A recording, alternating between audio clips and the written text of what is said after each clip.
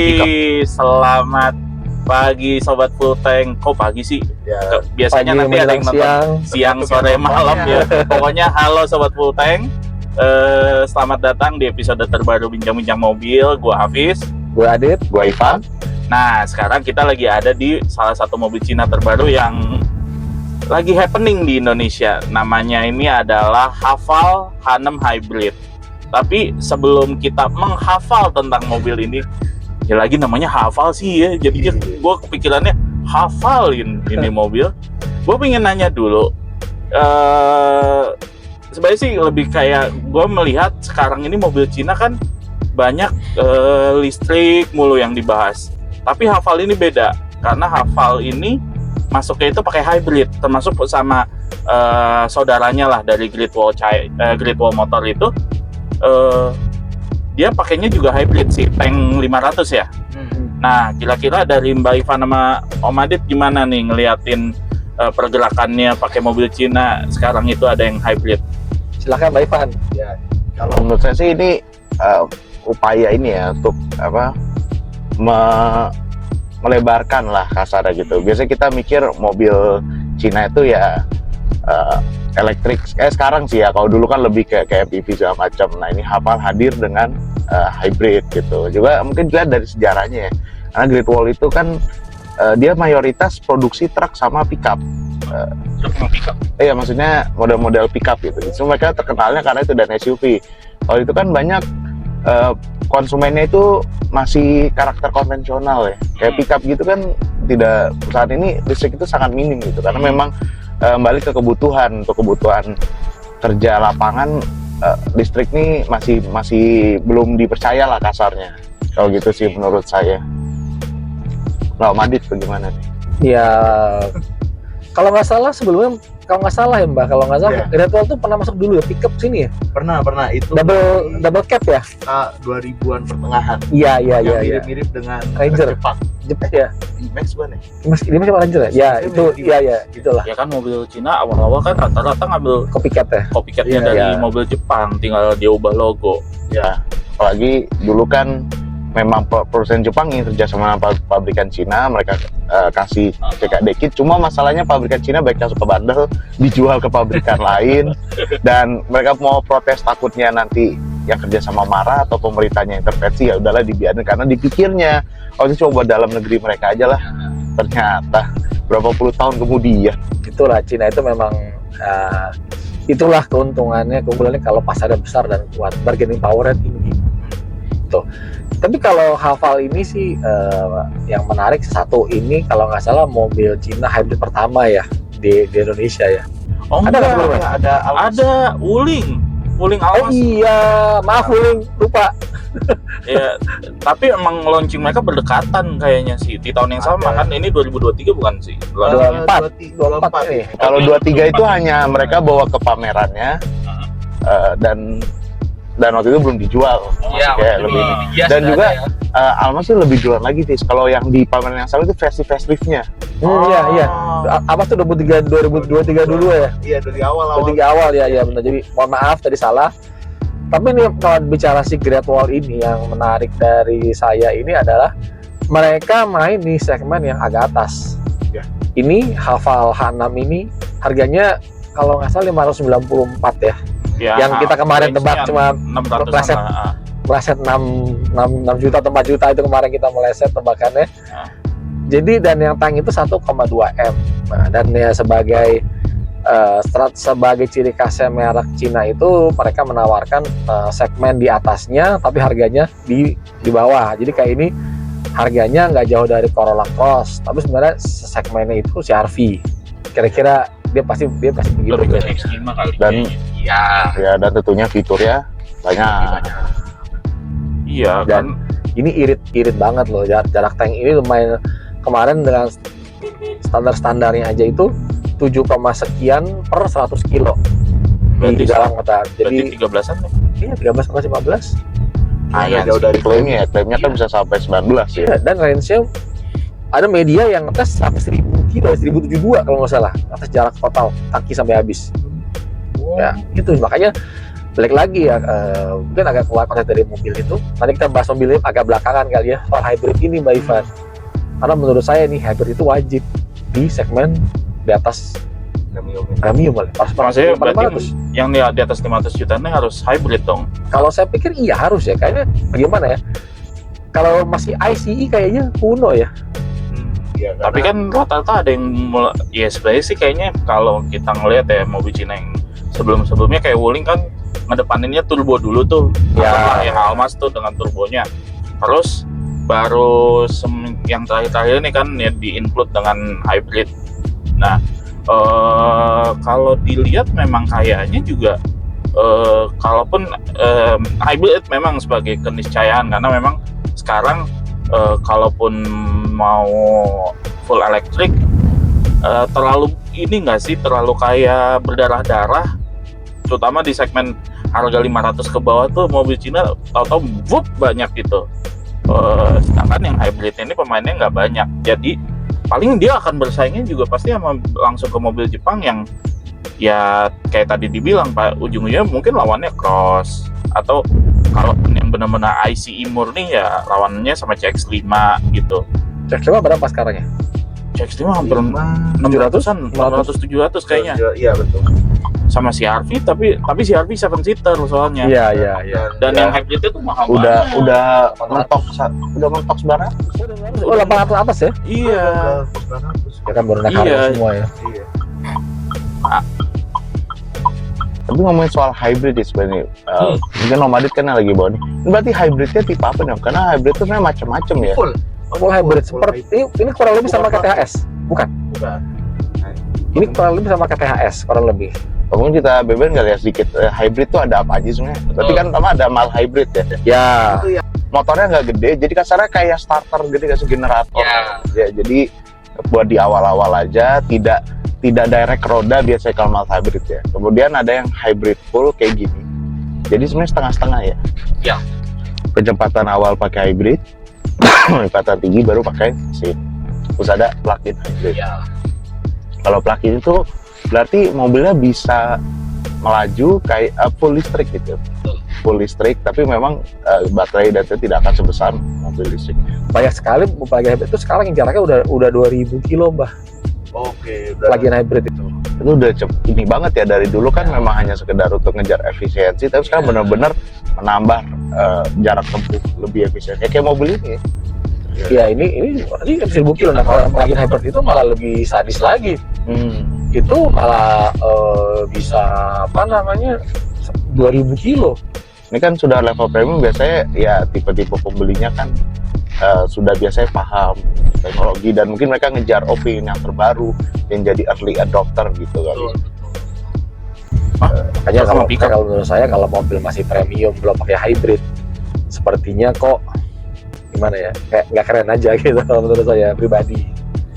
Meskipun sepertinya hybrid itu nggak semua orang bermain hybrid, karena kalau nggak salah Eropa itu juga nggak terlalu intens ya. Dia Terus pakainya, hybrid langsung full listrik, Listrik. langsung full listrik. Full listrik sama mild hybrid. Mild ya, Hybrid. banyak itu Ya, ya. aku pikir apa ada hubungan dengan regulasi ya? Karena kalau full listrik kan di Eropa memang 2020 berapa? 30-an, 35 apa ya, dilarang mobil combustion engine lagi. Terus kalau mild hybrid saya lebih kayak sebenarnya udah dipakai dari lama kan mobil-mobil Eropa. Cuma memang mereka jarang highlight aja. Iya. Ya EQ-Bus, EQ-Busnya Mercy itu Ya. jatuhnya Udah cukup lama ya dari zaman Udah lama tapi awal mulai ma- karirnya. mereka kayak kurang di endorse ya. Iya, kurang dikasih tahu, oh ini ada fitur itu. Iya. Itu juga memang Tapi sekarang kan elektrifikasi, jadi apapun yang ada elektriknya harus di highlight gitu ya. Cuman kalau dilihat lagi ya, kita ngomongin si hybrid ini, terutama nih ya untuk kayak mobil Cina gitu. Kita tahu mungkin secara mindset hybrid itu lebih dulu dimasukin kan sama mobil Jepang ya, sama Toyota lah. Iya. Lebih banyak yang masukin duluan, sekalipun baru nge-hype-nya akhir-akhir ini. Melihat teknologi hybridnya mobil Cina, gimana nih dari kalian berdua? Apakah sebenarnya udah standar teknologi ya udah hampir menyamai yang Jepang punya, atau ya butuh wait and see, kita lihat kualitasnya sejauh mana? kalau bicara kualitas dalam tanda kutip durability, terus terang kita nggak bisa jawab. Karena itu harus ada pengalaman dulu ya. Iya. Tapi kalau bicara teknologi, saya pikir sih udah nggak kalah lah, udah tidak kalah ya. Ini udah nggak ada bedanya sama ketika kita bandingin sama Prius, efisiensinya juga menurut saya juga udah tidak terlalu jauh. Apa rasanya? Malah perasaan malah EV mode-nya juga sepertinya kok kayak panjang. Kayak dari kemarin saya nyoba ke EV terus yang kelihatan modenya kan di dashboard bisa kelihatan tuh di motivasi. Meskipun ternyata hasil speknya dia baterainya cuma kecil 1,8 masalah 1,8 kilowatt. Dan EV range-nya kalau antara 2 sampai 3 kilo tergantung kaki katanya. Kira-kira begitu data speknya dari Great Wall Motors. Tapi perasaan sih EV melulu ya gitu. Nah, itu yang malah jangan-jangan bisa-bisa Cina lebih canggih karena mereka yang memegang baterai kan. Iya, Ini dong kan kuncinya kan di baterai ya, masih kuncinya. Iya sih. Motor listrik juga komponen elektrik bukan sebagian besar udah bikinan Cina semua kan. Tapi secara produknya sendiri nih, Haval H6 sendiri, mungkin dari Mbak Ivan dulu deh, dari impresi ngelihatnya atau duduk atau ngelihat dari data Material. speknya, kira-kira gimana? Kalau Haval ini tuh menurut saya sih udah kualitasnya udah bukan diragukan lah, ini bahannya enak, posisinya juga termasuk oke. Karena jujur biasanya nih nggak tahu nih kalau saya nih, kalau mobil Cina itu suka gagalnya di ini apa namanya, penempatan tombol ergonomi. Ini ergonominya lumayan oke. Nah, kenapa nggak tahu, biasanya suka penempatannya aneh lah atau desainnya tuh kayak jadi susah diambil segala macam. Ini termasuk oke gitu. Untuk dari performa tadi sih ya sama dipakai sih termasuk oke ya, terutama hybridnya itu lumayan ngebantu. Ini lagi mode EV ya, jadi tenang segala macam. apalagi ini torsinya gede loh, 500-an loh. Sudah kayak diesel. Dan ini mode eco Iya. pakainya. Cuman yang ini pengalaman saya nih yang agak kurang suka terhadap mobil, mungkin bukan gara-gara Cina juga. Interface itu seringkali di dalam layar tengah. Ini seperti Great Wall ini ya, kalau kita lagi nyalain Android Auto, kita lagi misalnya pakai lagi Spotify atau Waze di sini lagi nyala, itu mau nyalain AC, steppingnya lumayan. Oh iya. Mau ganti naikin suhu, nurunin suhu, naikin suhu, atau ganti fan kedinginan, itu lumayan. Ada 3 atau 4 step baru bisa ke AC. Sementara kalau mobil zaman dulu kan Langsung ya tinggal puter aja di sini gitu. Itu pertama. Terus yang kedua, mode drivingnya memang ini komplit. Ada mode snow, mode sport, mode eco, mode normal, sampai kemudi pun bisa diatur ke tingkat keringanannya. Tapi balik lagi, aksesnya susah. Kalau mobil biasa kan kalau kita paham pasti di sekitar persneling tuh ada kan sport, eco, tombolnya di sini semua. Tapi mobil sport malah disetir kan. Ini tuh tidak, harus langsung dulu ke layar untuk memilih. Jadi sebenarnya memang dan untuk keringan kemudi di set manual. Kalau biasanya mobil sport, mobil Eropa, kalau saya ingat biasanya pas otomatis, lagi pelan dia enteng, kenceng dia keras, dia berat. Ini tuh manual satu ya. Jadi mungkin lebih ke pembiasaannya. Jadi kita tidak bisa iseng di tengah-tengah, mau hari ini di tengah jalan mau nyoba sport, di tengah jalan mau nyoba normal, mau coba eco, harus dari awal atau lagi berhenti, tidak mendistraksi dari jalan. Itu sih yang catatannya terhadap user interface-nya. Tapi secara umum ini sih ya. Hanya mobil Cina sih yang kebanyakan mobil yang modern nih yang full layar gitu rata-rata ada problem itu sih. Tapi ya balik lagi itu, makanya kan di Eropa sekarang katanya untuk beberapa fitur tuh wajib harus ada tombol. Kalau ini, kalau tidak ada tombol mereka tidak bisa mendapatkan bintang 5 NCAP. Iya, Euro NCAP-nya. Iya. Dan jujur aja ya, memang dengan terlalu layar, ya maksudnya ini mobil, saya setuju dengan Ivan tadi bilang kayak ini ergonomisnya bagus banget, ergonomikanya oke, dan memang simple, clean looks, premiumnya dapat. Memang ketika semua hampir banyak kontrol itu harus lewat layar, memang sebenarnya disediakan voice command gitu. Tapi dengan semuanya pakai layar tuh kayak, aduh, kita mau ngambil fitur yang kita pakai ini tuh jadinya berbagai step dulu nih yang harus kita lakukan gitu, nggak bisa yang langsung to the point gitu langsung. Meskipun kalau dilihat ada ininya ya, ada tombol AC-nya, tombol ininya, cuma kan untuk kontrol misalnya mau suhunya berapa atau misalnya arahnya kayak gitu-gitu, sepertinya fitur-fitur itu tuh harus tetap ada as a standar gitu. Ya, atau mungkin solusinya kalaupun harus layar, tolong di UI-nya diperbaiki, karena bahkan kemarin saya baru baca kalau Volkswagen itu punya satu divisi khusus UI aja untuk mastiin lebih gampang dipakai. Makanya kan sekarang mobil Eropa beberapa mereka menawarkan itu tuh UI-nya accessible, kayak misalnya BMW kan yang quick select gitu. Nah ini mungkin juga perlu diperhatikan ya, karena mobil Tiongkok ini kan biasanya identiknya tuh high tech, apa-apa dari layar, dan bahkan kayak apa tuh yang layarnya lebar dari ujung ke ujung gitu kan. Ada yang layarnya seperti tablet. Iya. Dari ujung-ujung ke layar semua. Layar semua.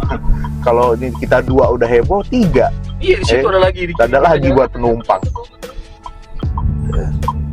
Ya, tapi kalau secara driving dynamic-nya kira-kira udah gimana impresinya Pak Adit? Udah, maksudnya kira-kira dia ini udah selevel mobil Jepang atau kalau saya pikir malah udah selevel Eropa ya. Oh, selevel Eropa? Kurang lebih rasanya udah Eropa udah mirip-mirip ya. Kalau Jepang kita tahu kan, ya gimana ya, kalau Jepang memang mereka tidak mengandalkan itu sebagai selling point Jepang kan. Ya rasa mungkin so-so, tapi durability, reliability, operasional murah. Kalau Eropa kan pasti mengandalkan, kalian pasti kan kalau brand, heritage, terus karisma, terus kenyamanan. Nah itu unsur karisma sama kenyamanan, saya pikir dari desain juga udah menang di mobil Cina sekarang. Kalau kita lihat beberapa merek Eropa seperti kehilangan arah terhadap desain kan. Ini bagus, desainnya bagus, orang juga keren. Cuman driving impression sih terus terang oke banget. Cuma memang mobil ini moncongnya panjang banget, jadi membiasakannya itu lumayan. Dan entah kenapa terasa mendem. Itu ternyata dari sini. Sebenarnya ada fitur fitur nyobain jalan mundur, cuma aku kayaknya kok ngeri aja ya. Jalan mundur. Iya, jadi dia udah ada dia parking yang kayak itu loh. Jadi kalau misalnya jalan buntu dipecat lagi, nanti dia mundur sendiri. Soalnya kemarin udah mencoba juga tuh yang fitur parkir sendirinya, ya lebih cepat manusia juga. Ini salah satu highlight ya Aval ya, kalau dia tuh punya fitur parkir otomatis yang tadi ngomongin sama dia bilang dari Eropa, mulai menyotok kayak playbooknya mobil Eropa ya. Dulu kan mobil Eropa yang paling sering mengiklanin kayak gitu, ini bisa parkir otomatis. Kalau ketemu buntu kita bisa mundur. Dan apa itu mungkin efek dari itu ya kan, pabrikan Cina ini banyak menarik talent Eropa, desainer ya. Betul, BYD desainernya dari Audi ya, BYD masalah ya. Kalau Hongqi Rolls-Royce. Wih, Hongqi bacanya. Bang, kadang spellingnya membingungkan, tapi itu mereka berani ya. Dulu kan kayak Korea aja takut kalau pakai nama mereka nanti orang bisa komennya nggak apa-apa. Tapi hanya untuk di pasar dalam negeri, karena kalau kita lihat BYD juga mengubah nama. Oh iya. Yang di dalam negerinya BYD Song Plus kalau tidak salah, di sini jadi di luar negeri jadi Seal U. Oh iya. Ada beberapa yang dia rubah. Atau Great Wall ya. Great Wall, terus kayak Wuling Alphest nama aslinya juga bukan itu Wuling apa tuh, lupa nama aslinya. Wuling lupa tapi di sini jadi Wuling Alphest. Mungkin terlalu untuk bikin familiar aja. Dibikin familiar. Karena nama barat harus diakui lebih keren. Dan kadang-kadang Ya nama mobil Cina tuh bisa lumayan kompleks ya. Dan mereka suka pakai nomor-nomor yang kita tuh kayak ini nomor apa ini maksudnya. Dan mereka banyak grup nih, kayak contoh nih. oh iya. Namanya ini kan Great Wall Hafal H6. Ya. Sebenarnya kalau luar negeri ini Hafal H6 aja. Great Wall merek holdingnya.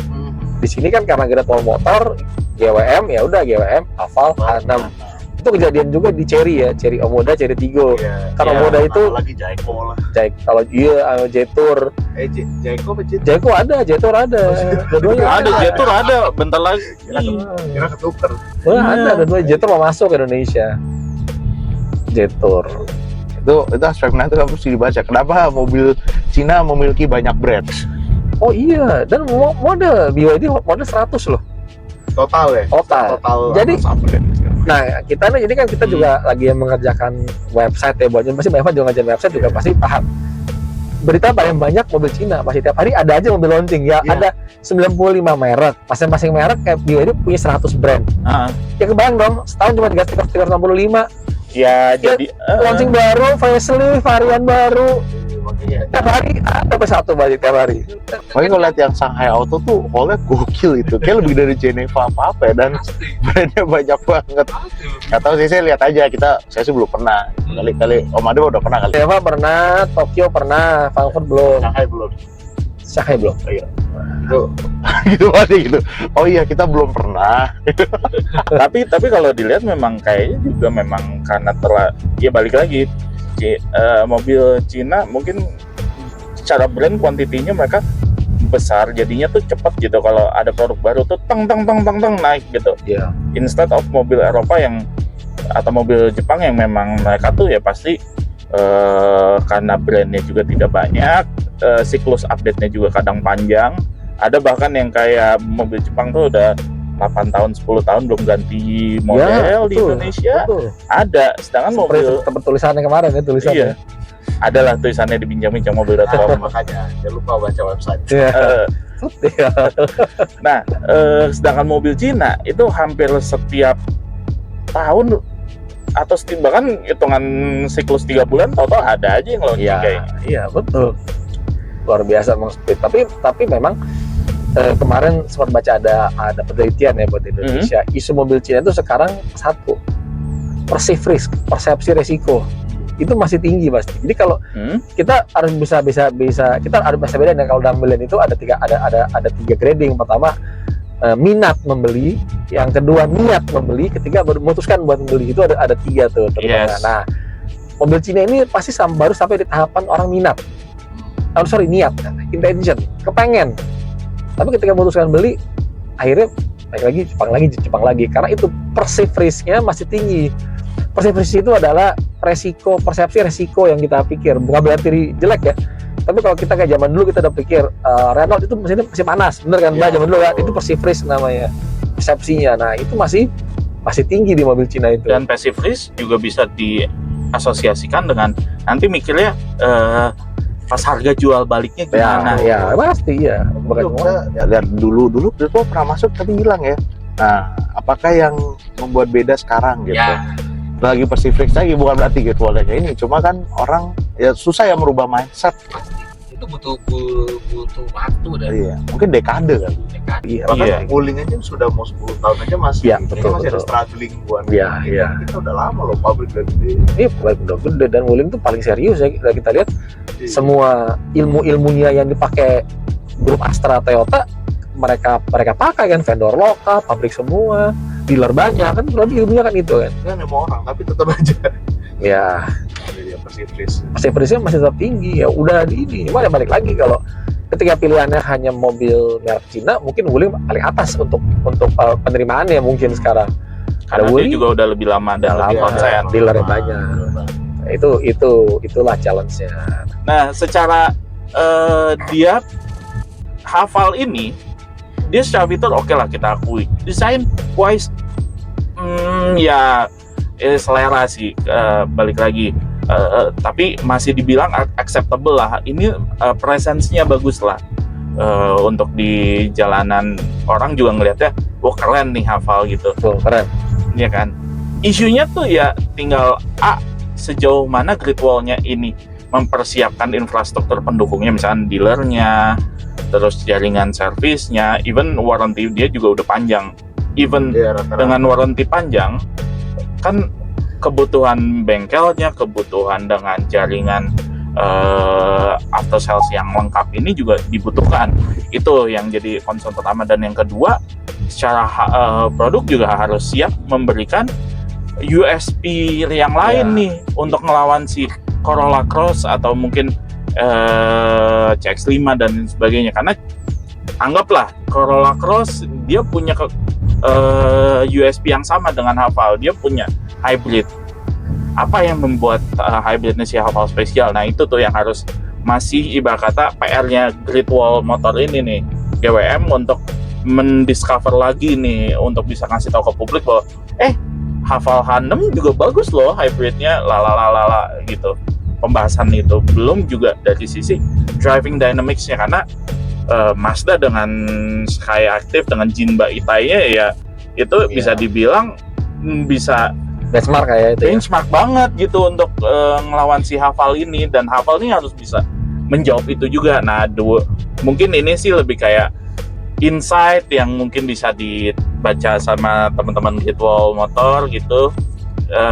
Kita suka mobilnya juga secara fitur, secara look, secara presence dan all the packaging is okay, cuman balik lagi passive risk yang balik-balik dibahas Ya. gitu. Ini tuh gimana nih GWM menjawabnya, karena kalaupun mau Haval H6 sukses, kalau dari saya ngerasa itu yang perlu dijawab dulu, unique selling point-nya mau kemana nih mobil gitu.